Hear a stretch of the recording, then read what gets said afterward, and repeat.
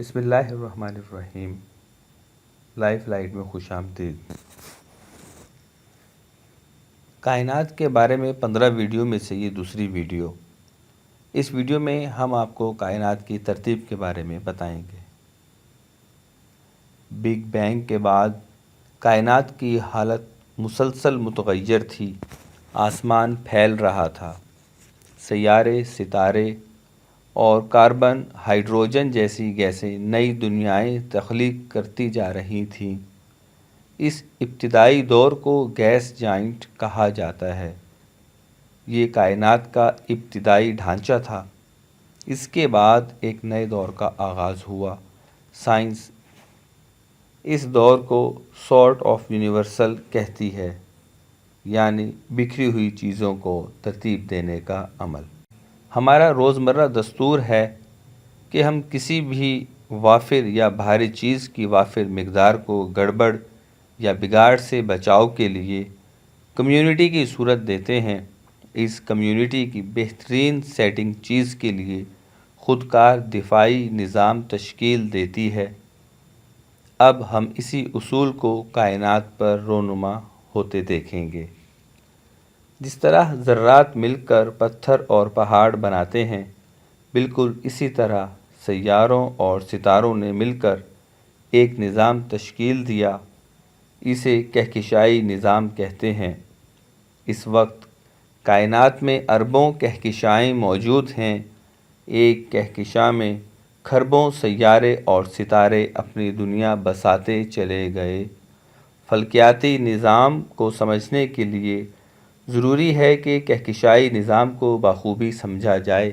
اس سے پوری کائنات کی بناوٹ اور ساخت واضح ہو جائے گی۔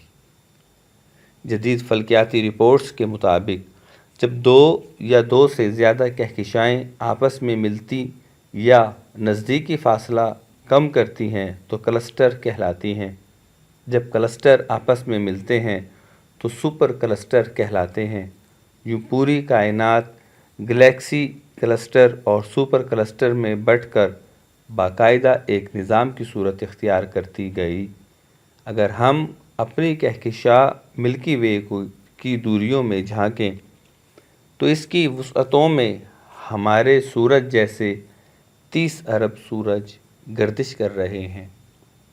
سورج کو 20ویں صدی کے آخر میں تحقیقات کے بعد ستارہ قرار دیا گیا، کیونکہ ستارہ اپنی روشنی خود پیدا کرتا ہے۔ قدیم مصری روایات میں سورج کو دیوتاؤں کی سرزمین کہا جاتا تھا۔ ہمارا سورج ایک ستارہ ہے۔ اس بات کو 1400 سال قبل قرآن نے کچھ یوں واضح کیا۔ سورہ الطارق آیت نمبر 1، 2 اور 3۔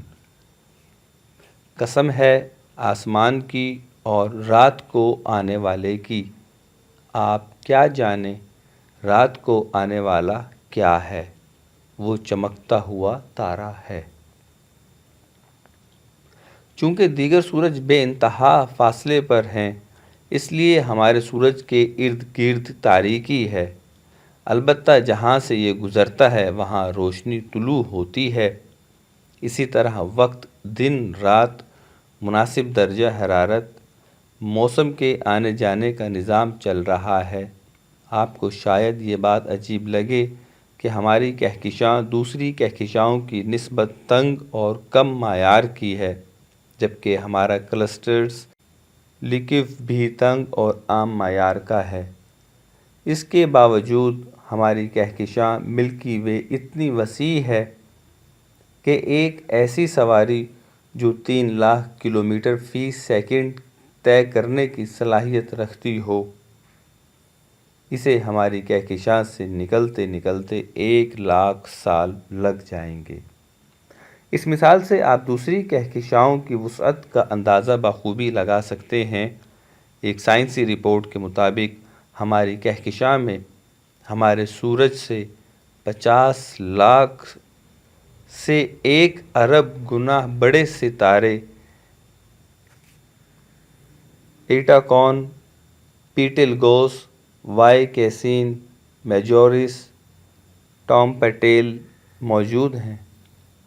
اگر ہم کائنات کی وسعتوں کا مطالعہ کریں تو معلوم ہوتا ہے ہماری پڑوسی کہکشاں M81 گلیکسی ہماری کہکشاں سے 60 گنا بڑی ہے، جبکہ اس سے کچھ فاصلے پر موجود IC 1011 گلیکسی ہماری کہکشاں سے 600 گنا بڑی ہے۔ یہ سلسلہ اسی طرح بڑھتا چلا جاتا ہے، بالآخر کائنات کی وسعتوں کا اندازہ لگانا ناممکن ہو جاتا ہے۔ کائنات کی وسعت کا پہلا اندازہ قرآن نے سورہ الرحمن آیت نمبر 33 میں اس طرح بیان کیا: تم سے ہو سکے تو زمین و آسمان کے کناروں سے نکل جاؤ، جہاں بھی جاؤ گے اسی کی بادشاہی ہے۔ یہ آیت بالکل وہی لہجہ رکھتی ہے جو ایک انسان دوسرے پر کسی معاملے کی ناممکنات یا مشکلات کو ظاہر کرتے ہوئے اپناتا ہے۔ ہمیں امید ہے کہ آپ کو یہ ویڈیو پسند آئے گی۔